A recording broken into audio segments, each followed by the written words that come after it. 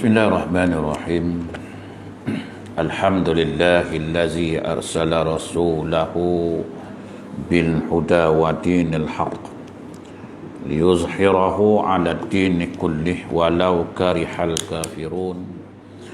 Asyhadu an la ilaha illallah wa asyhadu anna Muhammadan abduhu wa rasuluh.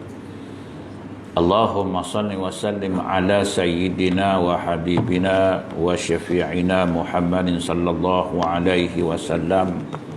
Amma ba'd. Ayyuhal mu'minun ittaqullah usikum wa iyaya bitaqwallahi faqad fazal muttaqun.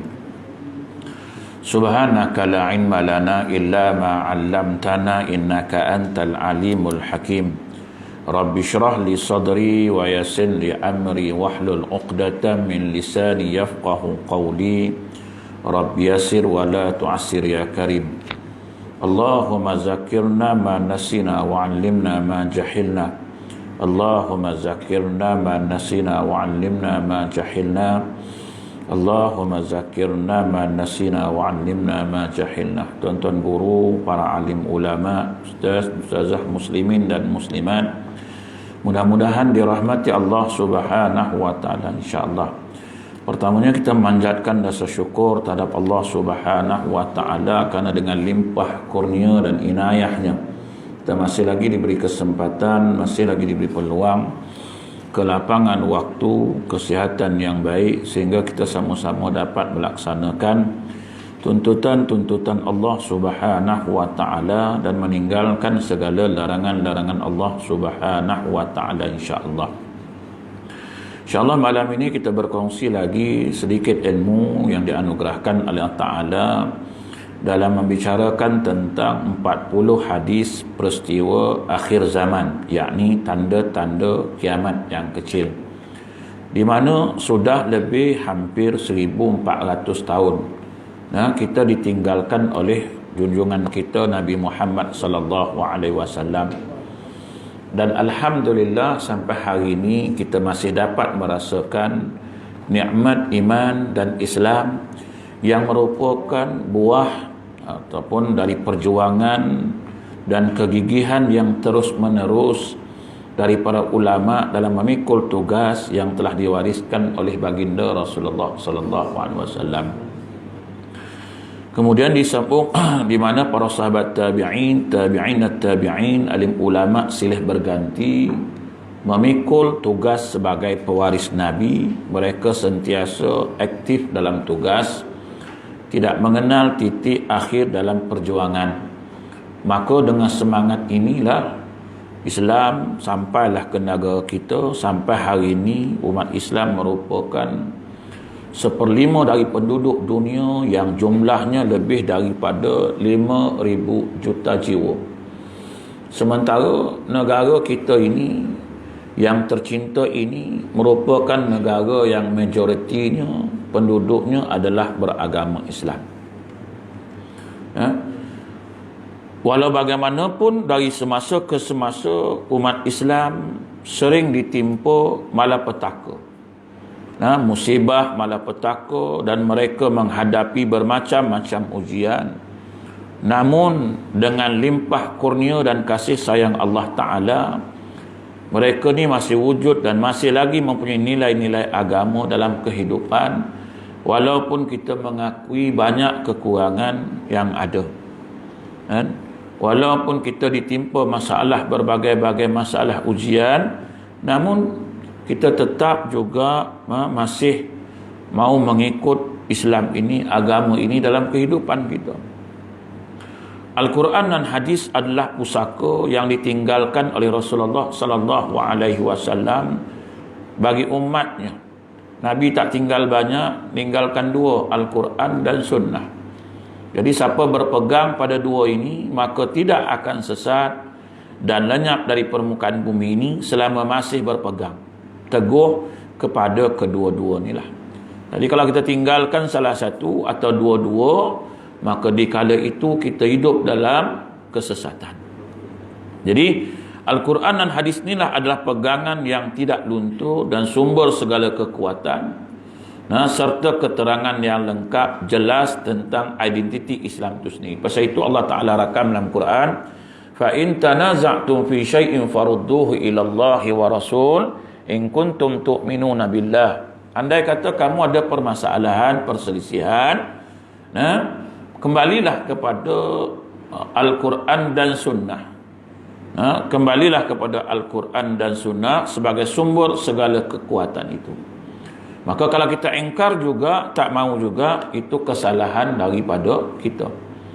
Jadi segala permasalahan yang dihadapi oleh kita hari ini, oleh orang Islam khususnya hari ini, baik yang telah lalu ataupun yang sedang kita hadapi ini, ataupun yang akan datang, akan berlaku ni, semuanya telah diterangkan oleh Rasulullah sallallahu alaihi wasallam.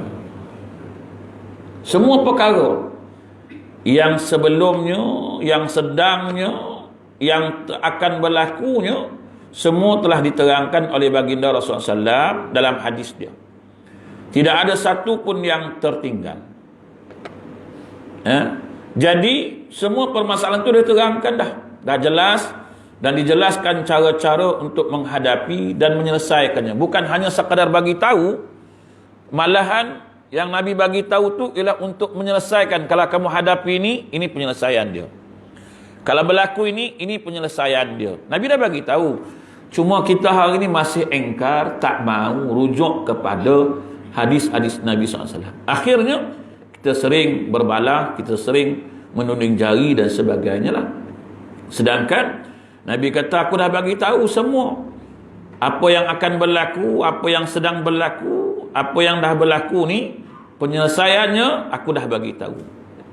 Tak payah kau pening-pening kepala nak cari penyelesaian. Kau balik pada aku, tengok balik hadis aku tu, maka selesailah masalah. Tapi kita engkar, tak mau balik semula kepada hadis Nabi ni, maka tu yang tak selesai masalah ni lah.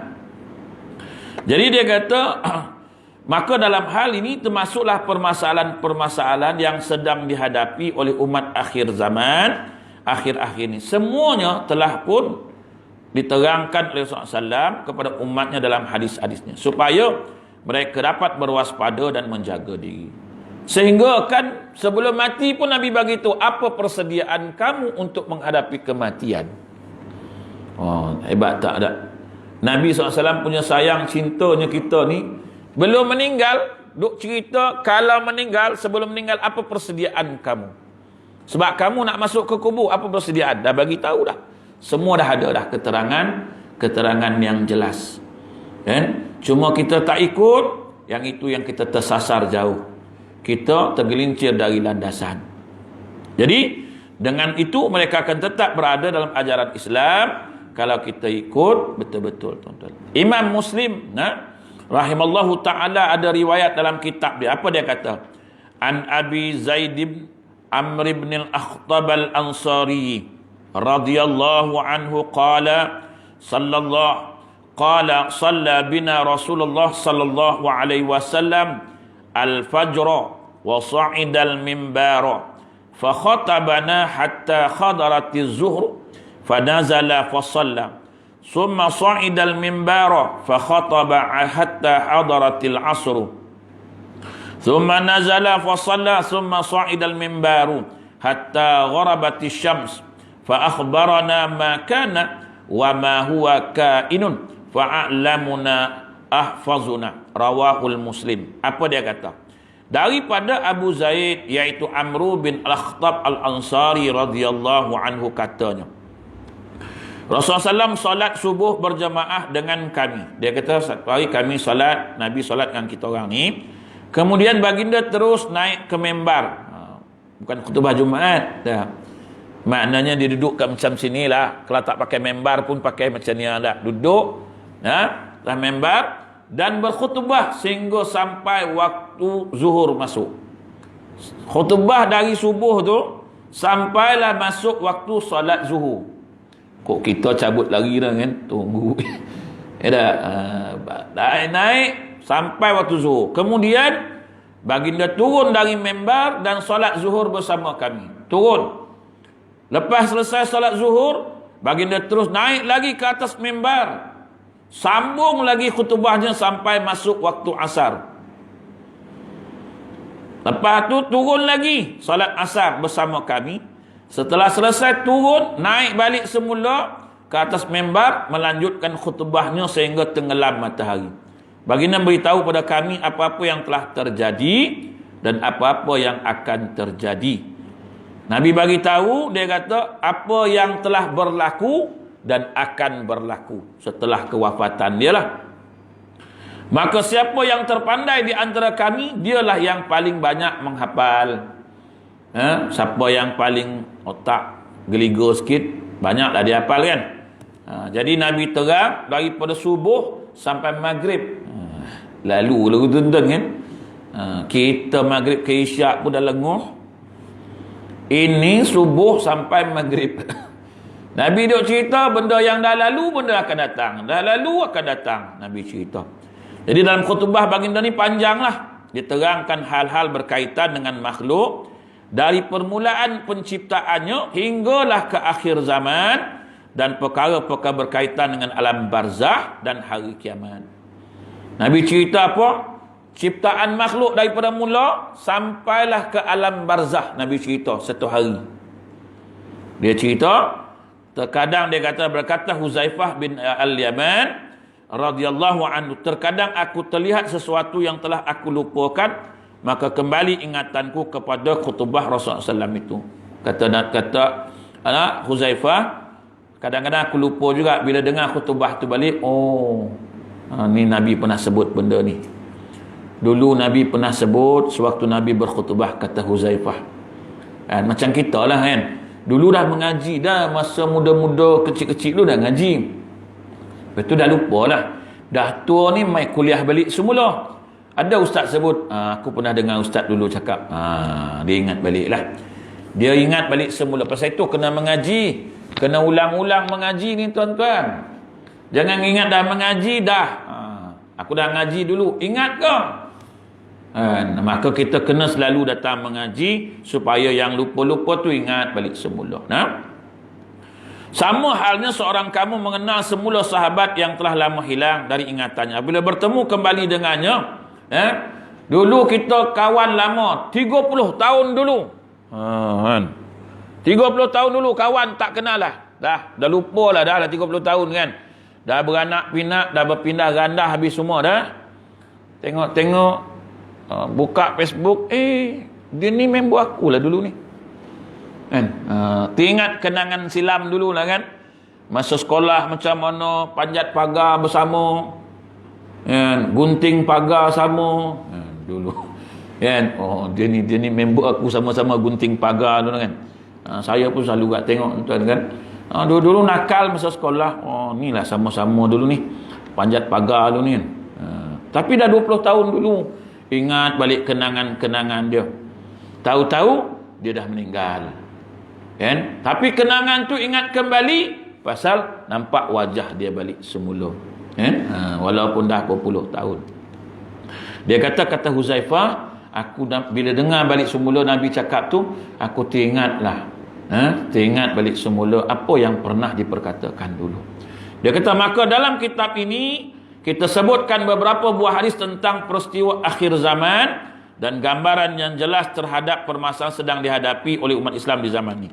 Mudah-mudahan dengan mengikut panduan diberikan oleh junjungan kita, dapatlah kita menyelesaikan permasalahan yang sedang dan yang akan kita hadapi. Terbukalah di hadapan kita jalan yang membawa keselamatan di dunia ini dan kebahagiaan kekal di akhirat. Jadi sebelum penulis pengarang kitab ini mengakhiri mukaddimah dia mengambil satu peringatan dari sebuah hadis Rasulullah SAW yang berbunyi, An Abi Hurairah radhiyallahu anhu, anna Rasulullah sallallahu alaihi wasallam qala, iza qala ar-rajulu halakan nas fahuwa ahlakuhum, rawahul Muslim.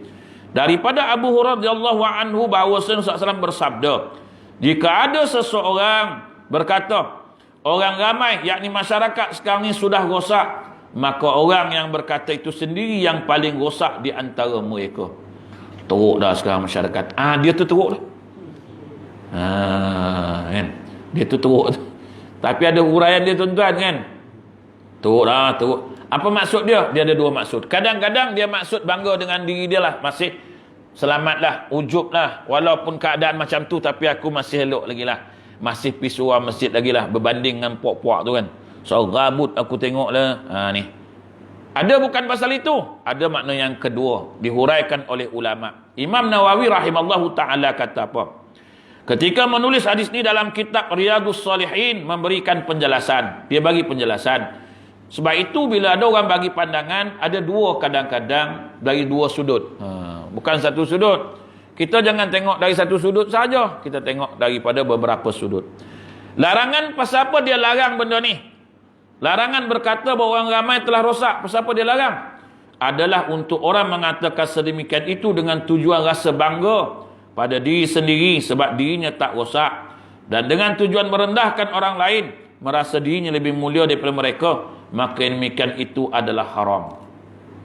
Haram perbuatan tu pasal apa? Rasa diri ni hebat. Rasa diri inilah yang paling baik. Pasal tu kita kata orang, kau tengok apa dah jadi.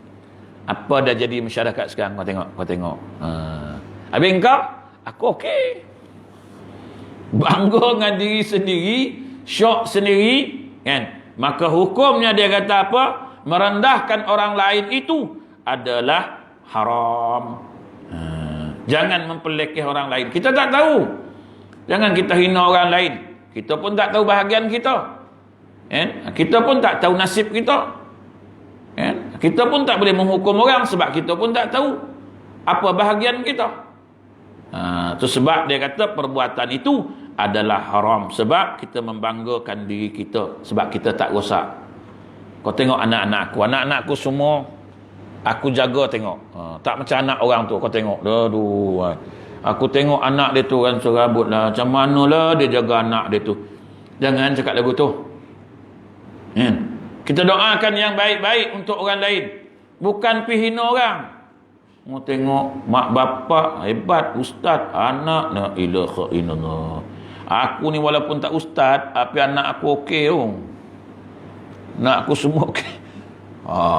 Dan kita duduk syok sendiri. Kan? Nama je mak ustaz, bapa ustaz, mak ustazah, anak. Lah macam tu raya aku tengok.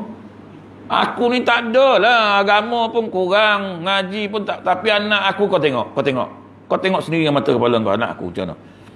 Bawa bertenang dulu. Allah Ta'ala boleh uji, kali Allah Ta'ala uji, dapat kita tuan-tuan. Jangan hina orang, jangan pelekeh orang, jangan perendah orang.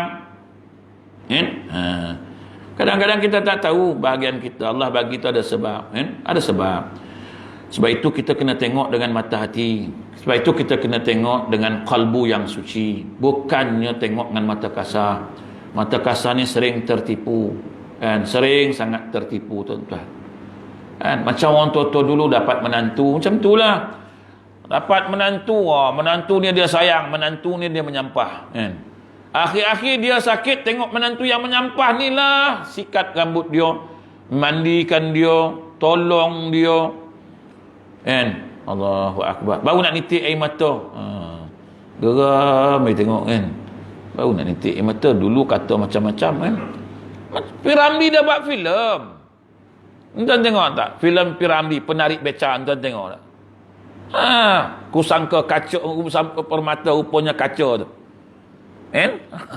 So itu mata, tengok dengan mata kasar ni banyak tertipu.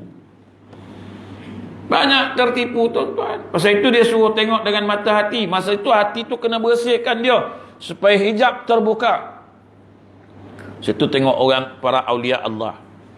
Bila hati terbuka, hijab terbuka, tuan-tuan, dia tengok orang pun dia Allah. Tak nak aku tengok rupa dia ni pun pekaldai dah aku tengok dia ni. Kita tak tahu dia benar macam mana. Dia diam. Sampai dia tak nak tengok muka kita kan. Aku tengok muka dia ni. Tapi kita tengok dia muka berseri-seri tengok. Tapi awliya Allah tengok muka macam kaldai. Masalah. Sebab kita tengok dengan mata kasar. Dia tengok dengan mata hati, dengan qalbun yang suci. Kita tengok dengan mata kasar yang penuh dengan selaput ni. Tak boleh tuan. Macam kita tengok orang sembahyang khusyuk. Tengok khusyuk tu dia sembahyang. Pejam-pejam mata lagi. Rupa berkhayal. Sebab itu tuan-tuan tengok ni, jangan cepat menghukum, jangan cepat melatah kita ni. Ada pun orang yang berkata seperti itu kerana ia melihat kurangnya perhatian masyarakat terhadap agama, serta didorong oleh perasaan sedih melihat nasib yang dialami oleh mereka, timbul oleh perasaan cemburu terhadap agama, maka perkataan itu tidak ada salahnya. Ini pendapat yang kedua. Yang kedua ni dah, dia tengok, dia kata, tapi dia tengok pasal apa jadi macam ni, mungkin kerana kekurangan agama, kita kena buat sesuatu supaya bawa mereka ke agama balik semula. Ni tak salah. Kita tengok dia tu, kita rasa sedih, macam mana kita nak buat, kita berfikir macam mana nak bawa dia balik semula kepada agama ni. Kan bukan kerana agama ni, pasal tak ikut agama lah jadi macam ni, maka kita macam mana nak bentuk balik semula, nak bawa pada keagamaan. Ini boleh, dia kata. Jadi demikianlah dijelaskan oleh para ulama, dan begitulah cara mereka menghuraikan permasalahan. Di antara alim ulama berpendapat demikian ialah Imam Malik bin Anas, Al-Khattabi dan Humaidi dan lain-lain. Maka hendaklah hadis ini menjadi satu peringatan kepada kita bila menghuraikan hadis-hadis akhir zaman, seperti apa yang dituliskan dalam buku ini, yang banyak mengutarakan tentang kemunduran umat Islam dan kemerosotan moral. Jadi tuan-tuan, kitab ini dia bukan nak menunding jari, tak. Dia nak ingatkan kita supaya jangan kita merasa bangga dan ujub dengan kebaikan diri kita sendiri. Bahkan taklah kita menegur diri kita masing-masing, jangan suka menunding orang lain. Dan apabila kerosakan moral umat Islam dewasa ini yang dibicarakan, maka biarlah pengungkapannya itu dalam bentuk yang sehat, dengan perasaan yang penuh dengan belas kasihan, rasa cemburu terhadap agama, bukan dengan perasaan bangga diri dan memandang rendah pada orang lain, dia kata. Jadi mudah-mudahan Ta'ala mencucur rahmat kita dengan rahmat taufik dan hidayahnya. Okey, masuk hadis yang pertama. Hadis yang pertama ini, tuan-tuan, takwa dan perpaduan asas keselamatan di akhir zaman. An Abi Najihil Irbad bin Sariyata radhiyallahu anhu qala wa'azana Rasulullah sallam mau'izatan wajilat minhal qulub wa zarifat minhal uyun. Faqulna ya Rasulullah ka'annaha mau'izatu muwaddi'in fa'awsina. Qala usikum bitaqwallahi azza wa jalla was-sam'i wat-ta'ati wa in ta'ammara 'alaikum 'abdun fa innahu man ya'ish minkum fasayara ikhtilafan katsira fa 'alaikum bisunnati wa sunnatil khulafa'ir rasyidin al-mahdiyyin addu 'alaiha bin nawajiz wa iyyakum wa muhdatsatil umur fa inna kulla bid'atin dalalah. Rawahu Abu Daud At-Tirmizi wa qala hadisun hasanun sahih. Daripada Abu Najih Irbad bin Sariyah radhiyallahu anhu kata, telah memberi nasihat akan kami oleh Rasulullah SAW akan suatu nasihat yang menggetarkan hati kami dan menitiskan air mata kami ketika mendengarnya. Lalu berkata, ya Rasulullah, seolah-olah ini adalah nasihat yang terakhir sekali bagi kami. Maka berilah nasihat kepada kami. Yang terakhir sekali bagi kami, maka berilah pesanan kepada kami. Orang dah ingat, sahabat dah ingat, Nabi nak wafat dah kot, lain macam nasihat ni. Menitis air mata para sahabat dengan nasihat Nabi. Lalu baginda bersabda, aku bernasihat kepadamu supaya senantiasa bertakwa kepada Allah dan mendengar serta taat kepada pemimpin kamu, sekalipun yang memimpin kamu itu hanya seorang hamba. Kita tengok akhir zaman ni, tuan-tuan, kan. Kadang walaupun keluarlah hukum fatwa pemimpin, ada je nak tak kena, berbahas, berbalah, tu tak kena, ini tak kena, semua tak kena, tuan-tuan. Akhir zaman ini, kata Nabi SAW, takutlah kamu kepada Allah Subhanahu wa ta'ala, mendengar serta taat kepada pemimpin kamu, sekalipun yang memimpin kamu itu hanya seorang hamba. Kita hari ini pemimpin, ada majlis fatwa, ada ulama-ulama, ada yang hebat-hebat. Kita yang tak tahu ni pun nak berhujah juga, tuan-tuan, kan. Hari ni orang yang baru mengaji 2-3 hari ni, tuan-tuan, pun keluar hujah juga. Kenapa harus takut? Ngalah, tuan-tuan, ni Nabi pesan ni. Baru 2-3 hari mengaji, kan? Dah berani dah lawan. Ni apa salat jarak-jarak ni? Kita buat normal lama balik semula. Bawa bertenang, ikutlah dia orang ni, sebab dia orang ni ahli majlis fatwa. Dia orang ni orang ada ilmu. Dia orang ni orang yang hebat. Kan? Banyak tuan-tuan, kita ni baru 3 hari bahasa Arab pun tak apa nak boleh lagi. Tak apa nak boleh, tuan. Belum nak sorab, kok ditanya kau orang pasal apa bagi bawah, pasal apa dia bagi atas. Dah gagap nak jawab. Aku tak tahu, tapi tak ada dalilnya. Tapi tak tahu. Tapi tak ada dalilnya. Mana kau tahu tak ada dalilnya? Kan? Kita salah tuan-tuan. Nahu sorab pun tak pandai. Mantik pun tak tahu. Balaghah apa lagi. Banyak ilmu-ilmu tuan-tuan yang kita tak tahu. Ni yang sembang-sembang banyak ni tuan-tuan kan. Minta maaf cakap lah kan. Yang banyak sembang kat kedai kopi apa semua ni kan. Aku pun pelik lah dia orang ni. Kenapa sembahyang nak jarak-jarak? Mana ada dalil, mana ni. Kita pun pandang tengok boleh ke bahasa Arab kan. Nahu sarab, mantik, balaghah. Tu perbandingan mazhab lagi banyak tuan-tuan. La ilaha illallah, ilmu ni banyak. Ilmu hadisnya, ulumul hadisnya kan. Dan semua ada usul fiqhnya. Banyak ilmu tuan-tuan. Kita ni ilmu apa yang ada? Makna fiqh pun tak faham. Orang pun tanya, ngaji apa tuan? Fiqh. Fiqh apa tuan? Fiqh lah. Yalah, fiqh tu apa? Fiqh lah. Takkan fiqh pun aku tak tahu. Aku tahulah kau. Fiqh. Semayang. Itu bukan fiqh. Makna fiqh apa? Fiqh lah. Makna fiqh pun tak tahu duk sembang kemah buat apa. Tarikh fiqh apa? Fiqh lah. Takkan kau tak tahu.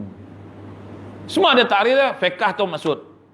Al-fiqhu tu apa maksud? Semua ada kan? Kita tak pandai tuan-tuan. Ni Nabi kata bertakwalah kamu pada Allah. Kita ni bukan pandai. Kita ni bukan ahli. Kita ni bukannya hebat mana. And menghafal Quran pun waduha buat ke bawah yang banyaknya pun. Kan? Ngapal 30 juzuk pun kadang-kadang sekadar menghafal je tuan-tuan. Tafsirnya belum lagi tuan-tuan. Belum.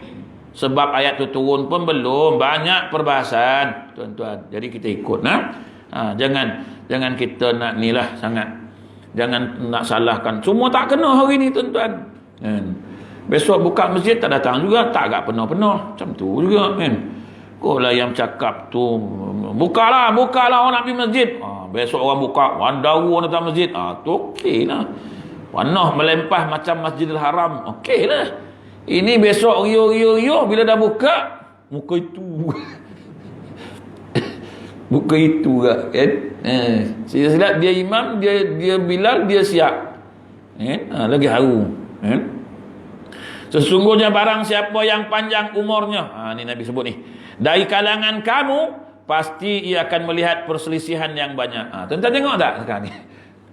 Panjanglah umur, panjanglah 60 ni panjang kan? Kan dah tengok? Orang cakap macam ni, dia cakap macam ni. Orang cakap macam ni, dia cakap macam ni. Ustaz ni cakap macam ni. Doktor ni cakap macam ni. Ini cakap macam ni. Semua nak bercakap tuan. La ilaha illallah. Yang pening siapa? Yang kita tak tahu ni lah. Mana satu nak ikut ni kan. Dia pun ustaz. Dia ni pun ada PhD. Kita berserabut kepala. Mana satu nak diikut ni lah. Pening lah aku kan. Ada kata tak ada dalil. Ada kata boleh pula. Ada kata kita kena ikut ini. Ada kata tak boleh ikut. Ini Nabi sebut. Rupanya Nabi dah sebut. Tak tahulah. Mungkin hadis ni dia orang belum baca ke. Atau dah baca tapi terlupa. Maka hendaklah kamu berpegang teguh dengan sunnahku dan sunnah para khulafa'ur rasyidin al-mahdiyyin, yakni khalifah-khalifah yang mengetahui kebenaran, dapat hidayah ke jalan yang benar. Jadi kita kena ikutlah tuan-tuan, apa yang disebutkan. Gigitlah sunnah-sunnah itu dengan geraham. Jauhilah perkara-perkara yang baru, bid'ah yang diada-adakan. Kerana sesungguhnya tiap-tiap bid'ah itu adalah sesat. Hadis ni kalau kita tengok, dia kata mengandungi pesan-pesan yang sangat berharga dari Rasulullah SAW bagi umatnya, terutama bagi mereka yang berhadapan dengan zaman yang penuh dengan kekacauan, perselisihan seperti zaman yang sedang kita hadapi hari inilah. Ini Nabi sebut. Oleh itu, siapa yang mahu selamat, hendaklah ia mengikuti ajaran yang telah dibawa oleh Rasulullah SAW, seperti tersebut dalam hadis ini. Pertama, apa dia hendak? Supaya kita bertakwa kepada Allah Ta'ala segala keadaan, dengan menjunjung segala perintah Allah, menjauhi segala larangannya. Buatlah apa yang Allah Ta'ala suruh, tinggalkan apa yang dilarang. Kedua, mematuhi arahan yang pihak menguruskan hal-hal berkaitan dengan kaum muslimin. Siapa yang menguruskan ni? Jabatan Agama Islam, JAKIM, dia orang yang menguruskan. Ikutlah apa yang dia suruh ni. And dia pun tak pandai sangat pun. Kalau bab kesihatan, dia rujuk pada kesihatan dulu. Bab hukum je dia yang pandai pun. Bab kesihatan dia kena rujuk ni kesihatan. And bab halal haram ni tuan-tuan, adanya lemak babi apa semua ni, bukan pandai-pandai dia orang, dia pergi rujuk dengan sirim lah, dengan makmal semua dia rujuk tuan-tuan. Bukan pandai-pandai. Ni ada babi ke? Saya tengok tak ada kot. Tak boleh tak ada ke tu. Ambil sampel ni, bawa dekat lab. Siapa yang pakar bidang tu? Sirim pakar, panggil sirim mari sini. Siapa pakar bab ni pakar, panggil dia mari sini. Duduk. Kau buat kajian. Ada tak babi dalam ni gelatin dia? Dia pun masuk mesin, tengok semua. Ada mengandungi gelatin babi. Tak boleh, haram. Selesai. Bukan dia pandai-pandai, bukan tengok-tengok macam tu ya. Nak sedia halal ke? Ni okey ni. Okey ni tak ada benda haram kan? Tak ada, okey boleh. Boleh dapat sedia. Bukan sesenang itu. Ada tuan, kita yang tak tahu ni kata, sijil halal tu aku pun boleh buat. Bukan senang tau. Ni bukan senang. Kita ni kadang-kadang tak tahu. Dia macam orang tak pandai bawa kapal terbang lah, tapi sembang bawa kapal terbang macam pandai tu. Kapal terbang ni bukan payah pun tanya bawa dia. Cuma main button dia sekarang. Tap. Zoom naik sampai atas dah relax, boleh tidur. Tanya dia, biasa bawa kau? Tak pernah lah. Bawa apa? Teksi. Kau bawa teksi, sembang macam bawa kapal terbang. Bila tanya pilot tu sendiri, Kapten, macam mana bawa kapal terbang ni Kapten? Kapten pun ceritalah. Ni dia kata, Ustaz tahu, nak naik ni takut, nak turun takut Ustaz. Kalau dah sampai atas Ustaz, okey lagi ya. Nak naik tu takut macam-macam rasa Ustaz. Kapten sembang. Yang driver teksi cakap, senang ni bawa. Semua main button je. Tap. Semua orang dah check semua. Jadi naik 5 minit dah sampai atas, dah relax. Kan turun, tap, turun. Bukan susah. Kau bawa lah tengok. Kita orang tengok semua senang tuan. Orang tengok, yang merasa itu tahulah. Kan? Macam orang kata ustaz senang ya, saya cakap balik, cakap balik. Sebab tuan-tuan tak merasainya. Semua orang cakap sebab orang dah tengok benda yang dah senang. Kan? Bukan dia pernah rasa, cuba dia rasa tengok. Macam orang main bola, macam tu lah. Allah, itu pun tak gol, bodohnya. Dah depan, sepak lah. Cina butuh pun sepak masuk tu. Kita punya sembang. Kita kutuk pemain bola tu kan. Kutuk kan. Bodoh. Keluarlah. Tak berguna. Sepak itu. Kau mainlah tengok. Silat-silat bola pun tak nampak bang. Sebab kita tak rasa benda tu. Sebab dia yang rasa benda tu. Kita bercakap memang sedap. Pasal tu Nabi larang benda ni. Tuan-tuan. Jangan kita tunding jari ke orang. Jangan. Susah tuan-tuan. Dulu kita kata mak bapak kita lah. Apa payah dengan ayah mak ni lah. Bila kita dah jadi mak ayah. Susah jaga anak punya kan. Kita taklah ramai. Dulu anak ramailah adik-beradik kita 12 orang 15 orang kan. Kita pun cakap alah itu pun susah nak jadi 15 orang. Alah apa sangat dah. Kita anak 2 orang pun lupa tuan-tuan lah. Semua nak tanggal. Semua nak tanggal. Apa tak datang Ji? Ambil anak kata dia. Apa tak datang kuliah? Ngantar anak. Tak sempat ke? Tak sempat. Dia kata berapa ramai anak? 2 orang lah. Dulu 12. Nak makan pun dulu Allah. Orang tua-tua tu pandai kan. Ni nak makan. Anak pun tak jawab. Diam. Kan? Lagi dahsyat dulu kan. Walaupun kita tengok macam mana mak bapak kita besarkan kita, 12 orang, 10 orang, tak ada koman-koman punya. Yalah dulu tak ada apa nak buat. Di kampung. Malam apa nak buat? Tak ada. Bini tengok bini, bini tengok dia. Dia tengok bini, bini tengok dia. Habis 12. Tu nyambil-nyambil tu. 12. 15 kan. Tapi macam mana dia atur kita? La ilaha illallah. Tak melawan. Mana dia melawan? Makan. Makan. Alah, sotong tak ada ke mak? Tak ada. Kan? Sambal lah, kan pilih lah. Pucuk paku lah. Bedal aja. Tak ada. Sekarang anak. Ayam tak ada mak? Tak ada. Tak ayah kau beli ikan je. Sayur? Seorang pula lagi nanya sayur. Tak ada. Ikan. Alah ayah ni ikan. Telur asin tak ada? Pening gitu. Ya, dulu mana ada? Ceritanya yang adik-beradik ramai kan. Macam saya adik-beradik ramai kan. Mana ada? Tak ada kan. Dah habis dah. Tak ada. Kau banyak. Aku sikit. Tak ada.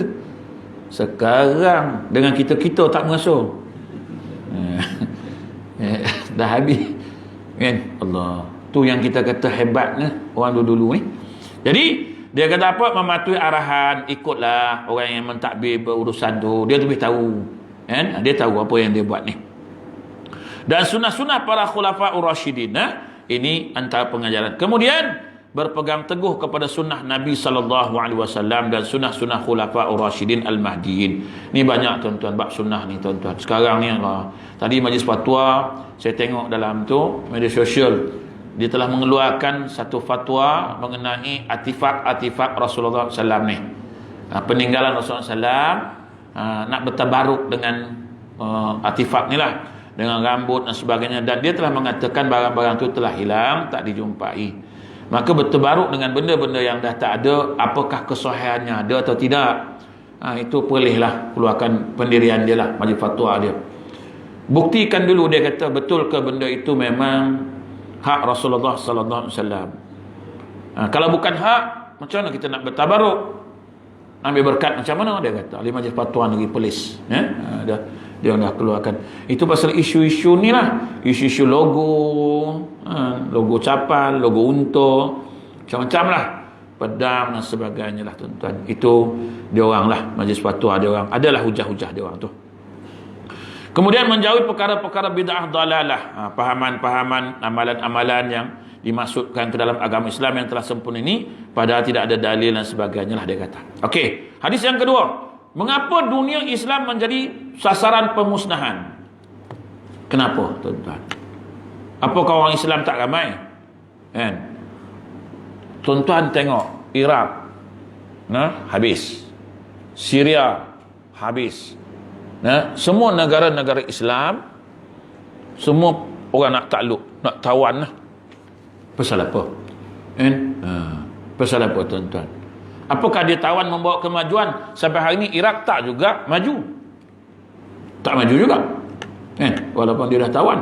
Jadi tuan-tuan, kita tengok hadis ni, dia kata, isyak dah masuk ke? Sebenarnya an ummul mu'minina Zainab binti Jahshin radhiyallahu anha qalat inna an-nabiyya sallallahu alaihi wasallam dakhala 'alaiha fazi'an yaqul la ilaha illallah wailul lil 'arab min syarrin qad iqtaraba futihal yawma min radmin ya'juj wa ma'juj misla hazihi wa khallaqa bi usbu'aihi al-ibhami wallati taliha faqultu ya Rasulullah anahliku wa fina salihun qala na'am idza kasura al-khabthu. Hadis muttafaqun alaih. Azan dulu kan.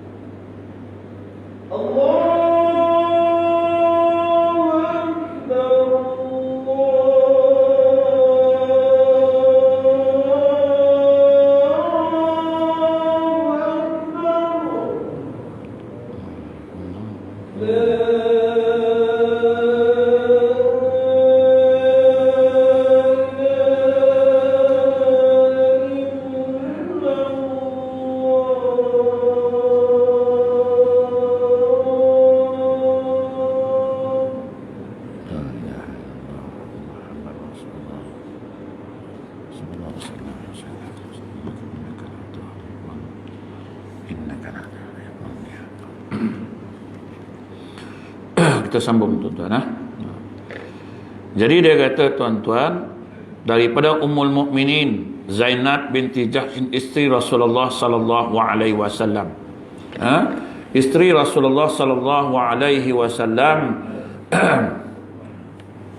Dia kata pada satu hari Rasulullah sallallahu alaihi wasallam masuk ke dalam rumahnya dengan keadaan takut sambil bersabda, sambil bersabda la ilaha illallah, celaka, binasalah, binasa bagi bangsa Arab dari kejahatan malapetaka yang sudah hampir menimpa mereka.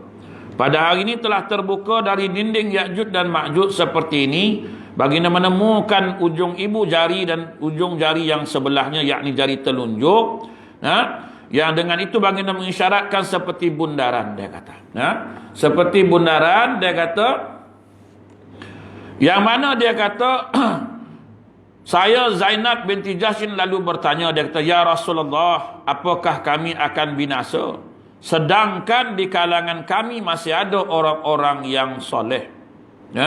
Lalu Nabi SAW bersabda, ya, jika kejahatan sudah terlalu banyak, walaupun ada orang-orang soleh lagi tuan-tuan, oleh kerana kejahatan terlalu banyak sangat, dia kata, maka tidaklah mustahil perkara itu akan terjadi. Jadi hadis ni menerangkan bahawa apabila suatu tempat atau daerah sudah terlalu banyak kejahatan, terlalu banyak kemungkaran, kefasikan, maka kebinasan akan menimpa semua orang yang berada di tempat itu.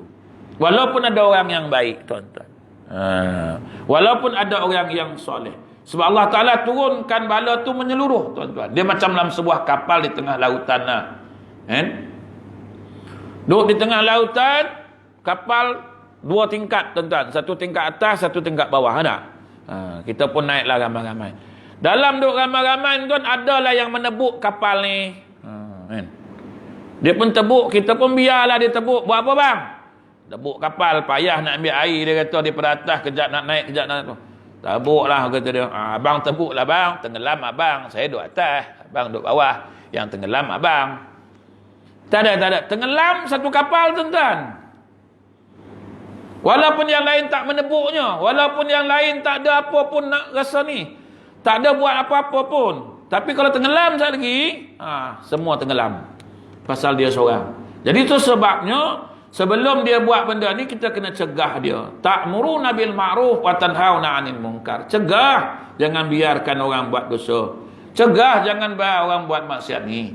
Sebab kalau kita tak cegah, nanti kebinasaan itu akan mengenai diri kita yang ada kat situ. Jadi kebinasaan itu bukan hanya menimpa pada orang jahat saja, tetapi juga orang-orang yang soleh akan dibinasakan, walaupun masing-masing pada hari kiamat nanti akan diperhitungkan mengikut amalan yang telah dilakukan. Jadi Islam suruh buat amal ma'ruf nahi munkar ni. Segala jenis kemungkaran, kefasikan hendaklah segera dibasmikan, segala kemaksiatan hendaklah segera dimusnahkan, supaya tidak terjadi malapetaka yang bukan hanya menimpa orang-orang yang melakukan kemungkaran dan kejahatan tersebut, tapi juga akan menimpa semua penduduk yang berada di tempat itu. Cegah tuan-tuan. Tak dapat semua kita cegah, mana yang kita mampu. Macam tadi saya terbaca satu berita mengenai pembatalan lesen menjual minuman keras di Kuala Lumpur sekarang ni, di BKL lah. Pada Oktober 2021 kot, macam itulah. Ada usaha, maknanya ialah dijual kat 7E pun ada jual, kedai-kedai runcit pun ada jual. Ada usaha nak membuat, ada usaha nak membuang benda tu, nak membasmi. Tak bolehlah kita nak basmi semua suruh tutup kilang, bawa bertenanglah dulu kan.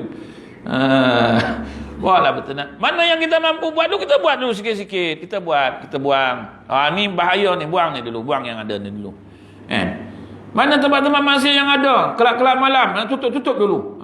Ni tak boleh jadi, ni kena tutup dulu lah. Pub ni, tutup dulu lah. Pusat-pusat urut ni, depan urut kaki, belakang urut apa tak tahulah. Tutup dulu, tutup. Memang gambar kaki depan, belakang. Kita tak tahu. Tutup yang gambar kaki tu dulu. Kan? Sebab banyak kan dalam berita tengok kan. Pusat urut diserbu. Tu dia Vietnam, apa lagi? Thailand, sekarang tak ada lah. Ada hikmahnya. Covid ni tuan-tuan bukan tak ada hikmahnya. Berapa banyak rumah urut tutup? Kan? Berapa banyak rumah urut tutup? Ada hikmah. Kita sebab dalam hadis ni kita kena tengok semua tempat pandang. Pola bila lah nak Covid ni nak habis. Kalau tak dulu susah sangat nak tutup rumah urut tu. Macam cendawan tumbuh. Batu pahat saya tak tahulah. Ada? Banyak? Banyak juga? Tengok. Bila ada Covid ni, rumah urut tak rumah urut. Dia sebat semua sekali. Tuan-tuan pun tak apa nak urut dah. Apa tak tahu dah rumah urut kat mana? Si Gading? Ada 6 biji? Ada lagi sekarang? Baru macam mana? Sekarang ada lagi lah? Ada lagi ya? Ada tutup. Tu Covid-nya tu. Baguslah, alhamdulillah. Datang Covid ni, ada baik, ada buruk dia, kan? Kita jangan tengok yang buruknya, kita tengok yang baiknya pula. Tengok, pusat urut, pusat ni, pusat hiburan dah banyak yang tutup sekarang ni. Alhamdulillah, syukur. Allah nak bersihkan dengan cara macam ni. Ini kita duk terjerit-jerit pasal masjid dah, pasal apa, tengok. Ada hikmah dia. Ada, jangan kata tak ada hikmah. Allah Ta'ala bagi itu ada hikmah. Saya baca kisah tu tuan-tuan dulu, ada orang marah tu pasal babi masuk masjid kan. Semua orang kutuk, macam-macam orang kata kan. Saya kata kalau babi tu andai kata dia berkata-kata, kau tahu apa dia nak cakap kat kau? Aku ni yang kau pandang hina babi ni, kan, dipanggil oleh Allah Ta'ala masuk dalam rumah dia. So saya cakap kan, mengamuk orang kat saya. Apa Ustaz cakap macam tu? Babi ni tuan-tuan pandang dia apa? Hina kan? Babi kan? Hina. Tuan-tuan kata, babi kata, apa dosa aku yang kau hina aku? Aku ni makhluk ciptaan Tuhan. Aku patuh dengan Tuhan. Aku tunduk patuh dengan Tuhan walaupun aku babi. Tuhan nak bagi tahu kau jangan makan aku babi. Tu je. Kan? Kau pandang aku hina. Apa hinanya aku? Kau tak pandang pun manusia yang punya akal berkawan dengan syaitan, kau tak pandang hina. Aku kau pandang hina. Kalau babi pandai berkata-kata lah.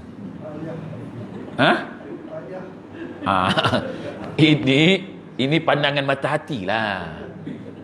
Tuan-tuan, bayangkan, siapa suruh dia masuk masjid tu? Dia mana ada akal? Dia tahu ketua masjid. Kalau Allah tak gerakkan dia masuk ke masjid tu, Allah nak bagi pengajaran kat kita. Jangan sampai babi yang kau pandang hina aku panggil masuk rumah aku. Engkau duk leka pergi rumah kelab malam, pergi semua-semua tu. Kau tak nak masuk rumah aku panggil ni. Jangan. Itu tak apa, nanti saya sembang benda tu. Sembang sebab saya belajar juga bahasa babi ni. Ada benda dia bagi tahu. Ada benda dia bagi tahu. Babi kata aku besok dihitung oleh Allah Ta'ala. Dibicarakan. Tapi akhirnya aku jadi tanah. Habis. Engkau dibicarakan nanti. Ada 2 tempat je kau nak pergi. Syurga ataupun neraka. Aku apa dia kata? Jangan pandang. Ini bila orang tengok babi pun marah. Babi tu saya tahu. Apa masalahnya? Tengok bukannya haram pun. Tengok babi kan. Tengok tuan-tuan, tengok babi. Allah Ta'ala cipta tu, kalau kita tengok betul-betul babi tu ada pengajaran tau. Sampai Yahudi dapatlah ilmu daripada babi tu.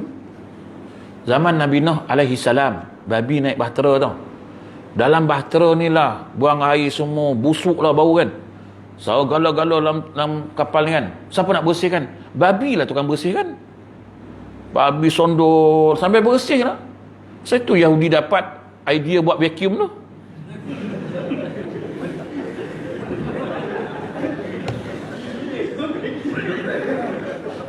Macam mana?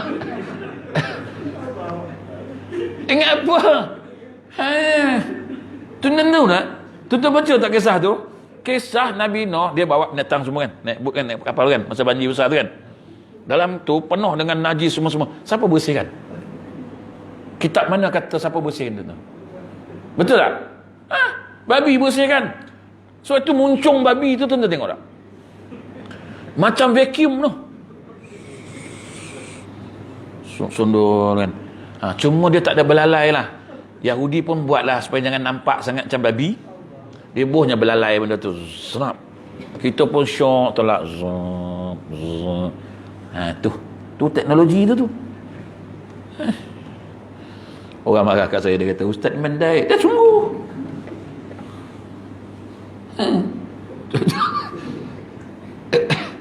Allah Ta'ala cipta babi tu ada sebab tu.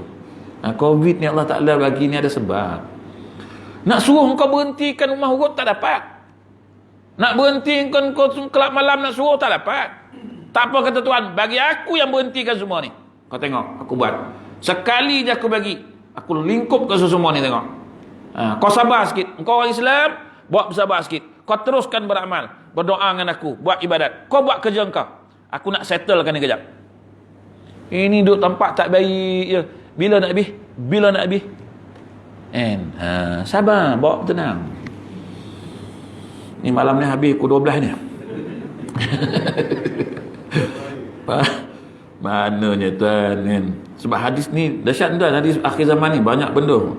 Kemudian dia kata, oleh itu segala kemungkaran ni kena bersihkanlah, kena jaga. Dalam hadis ni walaupun disebut secara khusus tentang bangsa Arab, tapi dimaksudkanlah seluruh bangsa yang ada dunia ni. Tujuan disebutkan bangsa Arab secara khusus adalah kerana Nabi SAW sendiri dari kalangan mereka orang Arab yang menerima Islam pada waktu pemula penyebaran dari kalangan bangsa Arab, sedikit sekali dari bangsa lain. Begitu juga pula halnya dalam masalah yang berkaitan dengan maju mundurnya umat Islam dah sangat banyak bergantung kepada maju mundurnya bangsa Arab itu sendiri. Selain itu, bahasa resmi Islam adalah bahasa Arab. Bahasa resmi Malaysia, bahasa Malaysia lah kan. Tapi bahasa resmi Islam ni sebenarnya bahasa Arab. Tapi kita, dulu tak minat belajar bahasa Arab. Bukan tak minat. Dulu orang tengok bahasa Arab ni tak ada apalah. Sekolah agama pun tak ada apa dulu sebenarnya, tuan-tuan. Sekolah agama ni kelas rendah lah. Orang lebih minat hantar sekolah orang putih lah. Sebab sekolah orang putih ada masa depan. Ada masa depan. Sekolah agama ni tak ada masa depan. Imam Bilalnya, bila masa depannya? Bila nak mati baru dia ke depan. Kau tahu bahasa Inggeris je. Bahasa Inggeris. Semua orang belajar bahasa Inggeris. Orang tahu bahasa Inggeris. Sebab dulu sekolah sampai darjah 6 pun dah cukup dah. HSC apa sijil dia kan. Orang lama-lama tahulah. HSC tu sijil pun lama lah tu kan. Darjah 6 je sekolah jadi cikgu. Jadi cikgu pula tapau semua pelajaran. Bukan satu. Dulu cikgu tak ramai kan. Bahasa Inggeris siapa ajar? Cikgu.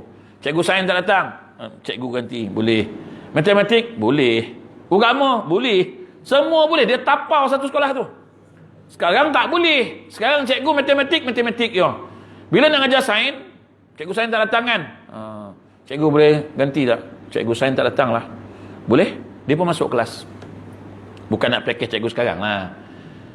Buat kerja masing-masing lah. Saya banyak kerja. Sebab dia ambil bidang matematiknya. Dia tak ambil sains. Kan? Dia ambil bahasa Inggeris je. Dia tak ambil sejarah. Payahlah sikit. Ramai cikgu-cikgu sini. Dia orang semua tahu. Mesti tahu. Sebab dulu masa saya sekolah macam tu adalah cikgu-cikgu ni. Bila cikgu tak datang, dia masuk ganti. Ni cikgu ngajar sains ke? Ni saya ganti je hari ni. Kamu buat kerja masing-masing lah. Saya banyak kerja. Tapi dia tak ada kerja pun tengok. Rupa dia tak boleh ngajar pun. Dia tak baca cikgu dulu. Orang tua-tua dulu. Kan? Matematik boleh. Sains jalan. Apa lagi? Tawarikh. Dulu tawarikh lah. Sekarang panggil sejarah kan. Ilmu alam. Sekarang geografi lah kan. Jalan. Semua boleh. Sepeh 1 sampai 12. Ni. Sekarang 1 sampai 12. 7 kali 8 berapa? 7. Kejap. Ambil mana? Kalkulator. Dulu sekolah agama tak ada lah. Sekolah agama ni saya pada tahun 80-an pun sekolah agama ni pun orang pelik tau. Saya ngaji pondok pun orang tanya lah, nak ngaji mana? Ni pondok. Apa pondok pergi? Kenapa? Tahu tak apa faedah ngaji pondok tu? Ini imam yang cakap tu pun siapa? Ustaz. Ustaz. Tapi ustaz tu muda lah. Kalau Islam Kelang ni ustaz. Bila saya ngaji pondok dia tanya, pondok mana? Kedah. Nak ngaji pondok? Tak payahlah ngaji pondok. Apa nak adding ngaji pondok ni? Oh, berdesing telinga. Geram. Dia ni ustaz tapi kata, lepas tu kau galakkan semangat aku nak ngaji pondok. Ni tak bagi ya. Kan? Lepas tu orang lain pun cakap juga, buat apalah pergi pondok, buat apa jadi imam, jadi bilal. Tak payahlah, biar-biar cerita talqin. Oh, kembang telinga tuan. Lepas tu nak pergi Mesir pun orang cakap juga, buat apalah kau pergi negara berdebu tu. Pada kau pergi negara berdebu, baik kau pergi London, pergi Amerika lah, belajar sana. Ni pada kau negara berdebu. Kembang tuan telinga. Tahan je telinga. Awak orang susah, nak minta sumbangan, kat orang kaya-kaya kan. Orang kaya datuk-datuk ni, itu di sound. Tengok anak saya. I punya anak, London, ambil law. Kembang telinga. Kau tunggu kau, aku cakap. Aku habis belajar besok, aku balik, kau tahu nasib orang kan. Bukan orang lain pun, sepupu-sepupu. Kan? Yang sound tu. Lepas tu aku dah balik, kan? Siap kau. Telefon. Kau kat mana? Rumah. Kenapa? Ni meninggal. Asal nak suruh hidupkan balik kau? Aku pula sound dia. Aku bagi kau, aku bagi setepek aku bagi. Aku cakap, ni giliran aku pula ni. Kan? Kenapa? Meninggal, nak minta tolong uruskan. Anak yang law dulu, yang belajar undang-undang tu tak boleh buat ke? Dia apa tahunya? Kata mengaji negara Amerika, London. Saya enggak berdebu ya. Kau dapat dah. Kau subat tahlil aku sound. Apa? Tahlil. Tak payah tahlil, makan je lah. Apa nak diharap orang pondok dengan berdebu. Tapi rasa jahat jugalah. Berdendam dengan berdendam. Dendam tu apa? Nak ajar korang agama ni kau jangan main-main. Agama ni macam air, tuan-tuan tahu tak? Tuan-tuan empang dia melempah. Empang melempah lagi. Empang lagi dia melempah lagi. Agama tak boleh halang. Kalau boleh halang agama ni, Nabi tak akan berkembang Islam ni. Satu dunia. Negara Arab je. Pergi negara Arab je tuan-tuan. Agama sekat lah macam mana pun. Dia akan keluar tuan-tuan. Dia akan keluar. Dia tak boleh sekat. Itu fitrah dia. Sekat di kota Mekah, pergi kota Madinah. Akhirnya mana? Satu dunia pergi. Tuan-tuan tengok empang air tu. Compang tengok. Empang, datang air, lempah. Naik lagi, lempah lagi. Tak boleh. Itu saya geram dia tengok orang hina agama Islam ni. Sebab saya dah pernah kena. Sebab itu dia orang bila nak panggil sembang jenazah je, siap lah kau, dapat kat aku. And siapa yang kata saya dulu negara berdebu, kau tunggu kau. Ustaz bala dendam. Bukan bala dendam, nak ajar supaya agama ni jangan diperlekeh, agama jangan diperhina. Nak jadi imam bukan senang tuan-tuan. Kemudian dia kata, Ya'juj dan Ma'juj lah dua bangsa dari keturunan Nabi Adam AS yang dahulunya banyak membuat kerosakan di muka bumi ini. Lalu batas daerah kediaman mereka ditutup oleh Zulkarnain dan pengikut-pengikutnya dengan besi bercampur tembaga. Dengan itu mereka tak dapat keluar sehinggalah sampai hampirnya hari kiamat nanti. Maka pada waktu itu dinding yang kuat tadi akan hancur dan keluarlah kedua bangsa itu dari kediaman mereka lalu kembali membuat kerosakan di permukaan bumi ini. Apabila peristiwa ini terjadi maka berarti hari kiamat sudah dekat tuan-tuan. Okey, hadis yang ketiga. Dekat mana yang boleh lah. Seluruh dunia datang mengurumuni dunia Islam. Dunia Islam yang macam-macam ada tuan-tuan. Minyak negara Islam, negara Arab tuan-tuan tengoklah minyak sesaja. Saya duduk di Mesir tu tuan-tuan, isi minyak motor, isi minyak kereta kan, melempah-lempah tuan-tuan, baru 60 sen. Sampai tuang. Dia kata minyak Arab tak elok. Elok je motor tu jalan. 60 sen. Alah. 70 sen, 60 sen. 60 sen, 70 sen minyak. Penuh tangki kereta motor. Sini RM60 tak pernah penuh. Negara Arab melempar ruah minyak. La ilaha illallah. Motor bukan pakai motor 150cc tuan. Tuan-tuan tahu tak motor Jerman dulu ni? Motor Jerman tu kan yang besar tu kan. Tuan-tuan pakai motor Jerman. Isi penuh melempar-lempar kan. Allahu akbar. Negara Arab kaya. Dia orang nak kaya. Rakyat dia susah juga tengok. Tapi tak adalah susah mana. Kan tambang bah 20 sen, 10 sen. Jauh 10 sen, 20 sen. Tak ada RM1 pun ada. Kalau orang Malaysia tak naik lah yang 20% tu, sebab macam ikan sardin naik 50% bas mini. Duduk kan, berlagak nak mampu orang Malaysia, sebab orang Malaysia banyak duit. Makan roti ni orang Arab pergi kutip, Masya Allah, Masya Allah, haram rezeki macam piramli ambil, barakallah makan. Kita pun tengok dah aku buang pergi kutip buat apa kan. Orang Malaysia banyak duit. Banyak duit tuan. Arab profesor gaji RM4 baru. Tentera gaji RM1 baru. Kita pelajar universiti, dalam poket main dolar je. Sombong kan. Tu orang kita ni bukan boleh ada lebih sikit dia mula tu. Arab kata rezeki haram. Ish tu beli tak ada apa lah tuan. Roti bersusah ni tu kan 5 sen baru beli, buka beg beli tu, kerah nak mampu tak, lalu makan tu puas rendam dengan air tu, otter balik semula baru boleh makan. Tapi heran tuan, dia orang makan atas debu pun tak ada batuk, tak ada. Atas debu campur sayur, alun. Kita tak batuk pula mamat ni. Cuba kita makan tengok. Macam pergi umrah tetapi umrah kan. 2 minggu je pergi umrah. Punyalah jaga makan. Batuk kungkah lang kepala terbang pergi balik. Nak beli kan? Di perujung sampai ke ekor. Kungkah 2 minggu. Kok sebulan padam. Arab tu selamba je main baling-baling ke. Hantar air. Ia pun kok rendam lah, saya pernah rendam roti tu saya tahu. Hitam airnya. Debu. Nasib baik jadi ustaz juga. Roti pun roti lah. Kuih kering hidup.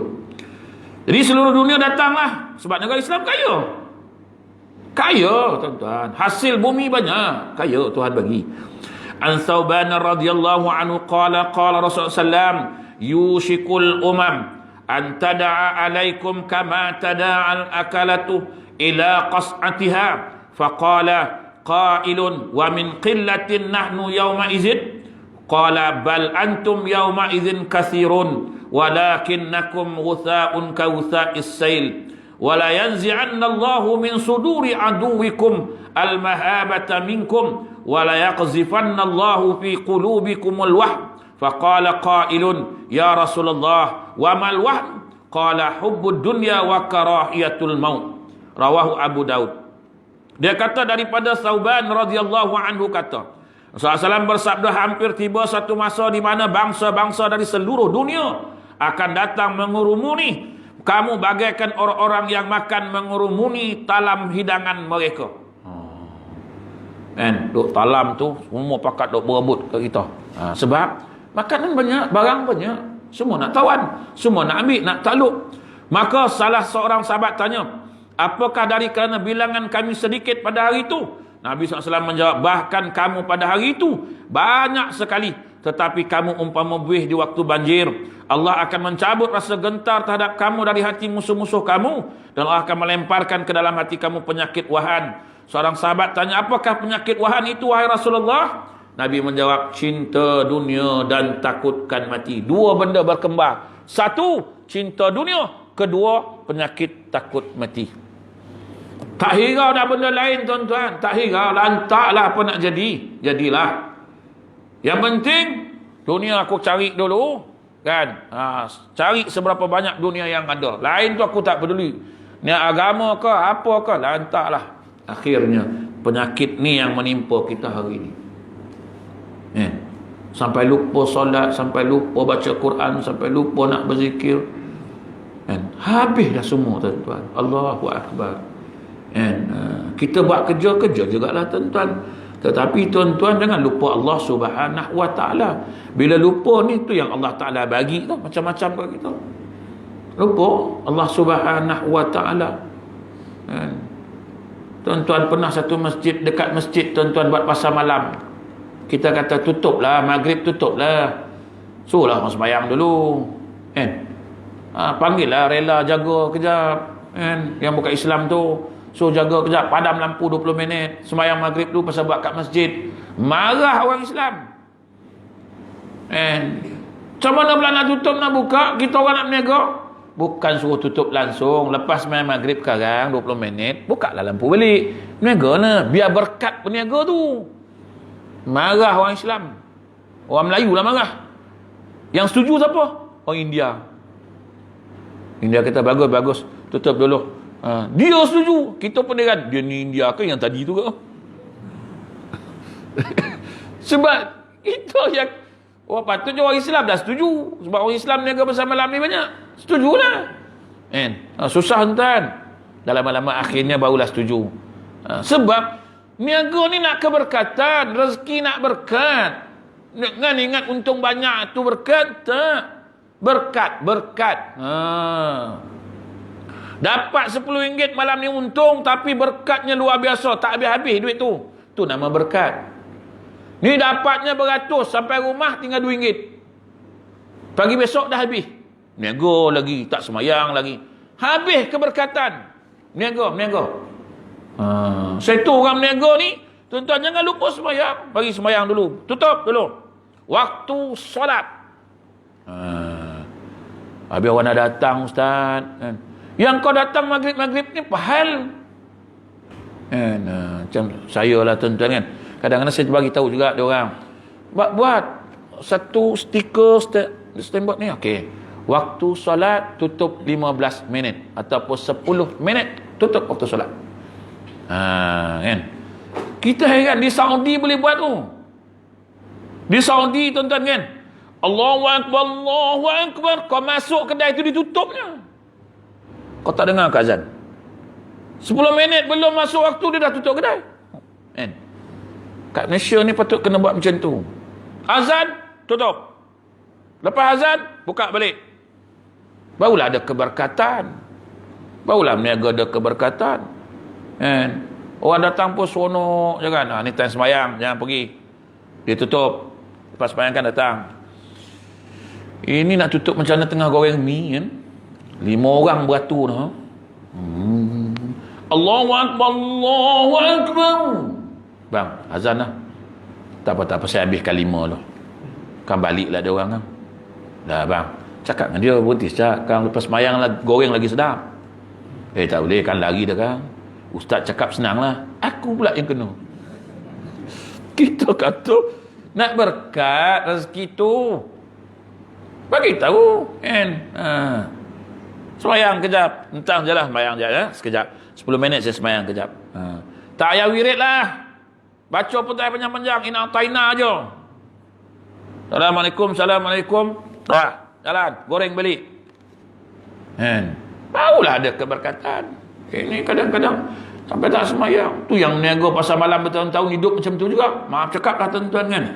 Bertahun niaga pasal malam, pasal itu semua niaga. Tapi hidup macam tu juga. Pasal tak ada keberkatan. Tak kisahkan semayang, tak kisahkan baca Quran, tak kisahkan masjid, tak kisahkan semua, tak kisah. Yang tahu, besok malam. Mana? Besok malam? Besok malam? La ilaha illallah. Hidup ni, rezeki dari dia. Kena minta kat dia.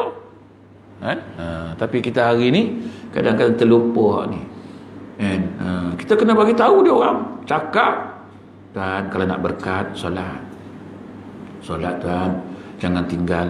Zikir jangan tinggal. Sambil-sambil buat beramal ni, zikir, duduk-duduk zikir. Mana yang boleh zikir-zikir. Jangan kita pulun mati-matian sampai lupa semayang, sampai lupa baca Quran, sampai lupa ke masjid. Tak boleh tuan-tuan. Allahu Akbar. Takut.